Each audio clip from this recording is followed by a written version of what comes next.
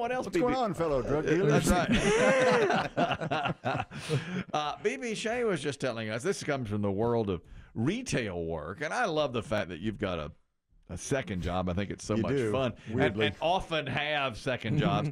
And I knew you worked at a local place here called Lowe's Foods grocery store. You also worked at another grocery store as a cashier, Harris Teeter. I didn't know that about you. Yeah, that was my very first job. When you were a teenager. When I was 18, cashier at Harris Teeter. But you didn't love being a cashier. Not my favorite thing, no. I kind of like just being back in the wings. There, you got to really talk to the customer. I'm not a big fan of that, Do they tell you to make small talk and conversation with the customer? No, they really don't, drive that home. At Trader Joe's, I think they do. Oh, yeah, of course. Every time I'm at Trader Joe's, I shouldn't have said that. I'm an old trading post. I'm sorry.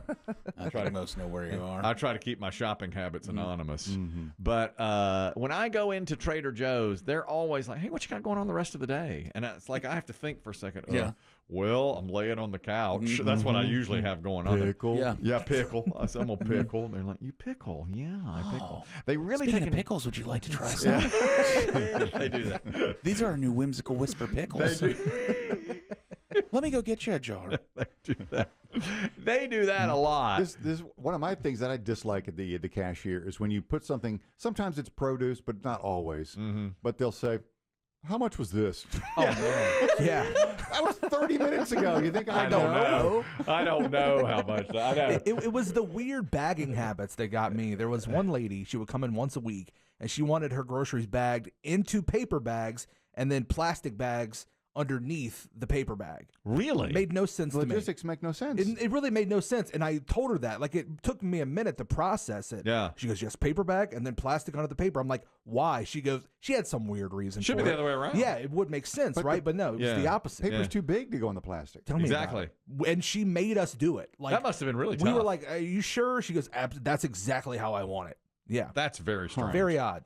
Do you think it's because she wanted like extra so it wouldn't fall out of the bag? Possibly. She had some weird reasoning. I can't remember. Maybe something like about global warming or something. That's really strange. Not like anything melting in the paper not at bag. all. It was a weird reasoning. Really odd. And you said, too, you were in a bougie area. Yeah, I was in an upper class area, man. Oh, the parade of entitlement like going past you. $600 purchases on debit. Yeah. For groceries. That type of stuff, yeah. Like no blinking. Yeah. $600 for groceries. Yes. Whoa.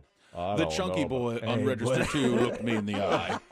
I don't want that to happen. That's exactly how it was. Yeah. Wow. That's a lot. BB Shea, at your first job, did you quit or were you fired? I quit. I had another opportunity come up. All right. Oh, really? Yeah. Where did you go from there? The hospital. Working at the patient information desk at the hospital on the weekends. Wow. Oh, man. All the drunks and overdoses? That was rough, dude. Yeah, it was. Man, did they want their meth put in plastic bags inside a paper bag? I need, man. A lot of calls to security from that desk. How did you end up there? Man. I had friends who worked at the hospital and just kind of got me a job there. And I would work there like Saturday and Sunday from like 2 p.m. to 9 p.m. Man. Decent money? It was okay money. I was in college or community college at the time, so it was cool. Boy, where'd you go from there? Back to the grocery store? Then I went to school. I was actually a crossing guard at the hospital as well while I was doing the job at the front desk. Really? Inside of a parking garage at a daycare. Put the bigger kid out. He can take a hit. Yeah, you know what happened to Doris. She got here. She can't do it. That kid at the desk, though, he gets bumped. He'll be all right. I did get hit by a car a few times. times. Only wing him. Yeah. You said you'd been run over by a car. No wonder. A few times I got hit by a car. Bounced right off. He's fine. That's exactly what happened. Keep him going. That's why they wanted him out there. My God. You saw every time. It's like peeling an onion every you come in here. You know the layers to you. It's fascinating. Yes. Are you ready to wrap this? I don't even have your. I'm sorry. I don't even have your music. Oh yeah. I'll get it. You can't do it dry. No, I'll get it. Hold on. We don't want to do it dry. You want me to go and come back, or no? How's this logistically happening? Why don't you just stay? Okay. I know you like to wrap and run. Yeah.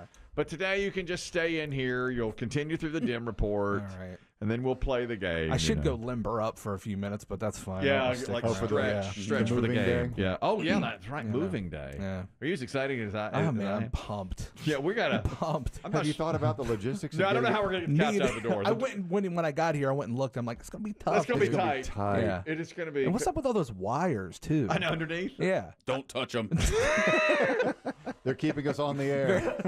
They're keeping me alive. I wonder how many years those wires have been there. I pulled it out for the the wall this morning. It's like, good God, look at that. It's like a fire hazard under there. Unbelievable. Okay, now this is what we love so much about BB Shea. He recaps the entire week in rap form, and we call it the weekly wrap up, and we'll drop the music now and let him go. All right. Here we go. I like this. Yeah. Yes, I like it. Yeah. I said BB is back, but for real, no reason. Pretty untimely, like pumpkin spice season. The big man is happy, he's been waiting all day. But don't forget the time Kelly crapped in his latte. I think this year is gonna be about the same. My man Chris Kelly, the hottest ass in the game. Yeah, you know Kelly, the guy who's Fahrenheit, but his ass creates heat at an ungodly Fahrenheit. Now bear in mind that claim came from Chris Demm, the sexagenarian whose skin is too thin. We love making fun of Kelly, but who wouldn't? But how can you trust a guy who doesn't eat pudding? Yeah, I know Demm can name a lot of rock singers, but I don't see one single scar on his fingers. Just stating facts, not to turn things sour. I bet Chris Demm washes his feet in the shower. What a psycho. Yeah, you really set the bar. I tried a couple times, but can't bend over that far. I can't blame Demm, no, really not at all. There's nobody left here for him to throw the ball. But Demm, I'm here for you. I want to catch the past. Biggie is too, but can't catch through the glass. Kelly's struggling too, we all know why. All of the unfortunate events that happened in late July. 7 Diet Cokes a day, the over-under. Plus his son in college can't really use a plunger. What a proud father, just to put it bluntly. He even ignores his daughter while she runs cross country. That's it for me now, no time to slouch. I gotta help Kelly go move this damn couch. I'll be back next week, don't break into hysteria. Here on the best radio show in America. Amen to that. I love it. You just stick right there. You stay right there. And we'll get into a Demm report momentarily. Inside it, the man in Myrtle Beach who learned the hard way, you cannot return candy to a candy store. It's after your world in 60 seconds. It is now our turn to do what generations before us have done. Guided by optimism and faith to fight for this country we love. Former President Trump holding an event in the shadow of the Arizona border wall. Trump is in the midst of a battleground blitz. Major escalation as Ukraine takes the fight to Russia. Ukrainian forces carrying out several strikes on targets inside Russian territory, including a port and a base. The World Health Organization declaring a new Mpox public health emergency fueled by a different subtype of the virus, Clade 1. This strain more transmissible and deadly. Did you watch a lot of the Democratic convention, BB Shea? What's that? I didn't think so. We have a friend who's a big Republican, but he watches it. Oh, really? He likes to watch it and That's interesting. Scream out "liar" at the television. He never said that. That's right. That's right. J.D. Vance didn't do that with us so far. I think that's a lot of people. I noticed on social media more of my conservative friends commenting on things going on at the DNC than my really liberal friends. Really? No kidding. No.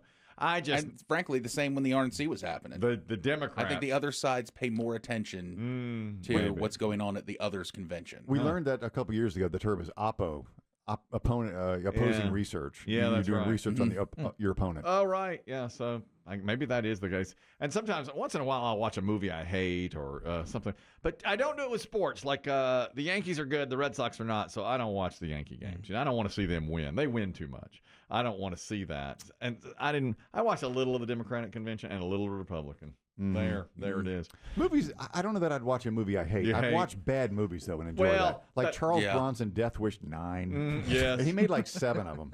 They're laughably bad. I can't look away. Sleeping with the Enemy we watched. Sleeping with the Enemy is a great example. Not a good movie, but we watched isn't. it. I saw an unbelievable Charles Bronson fact the other day. Yeah? I hope this is true.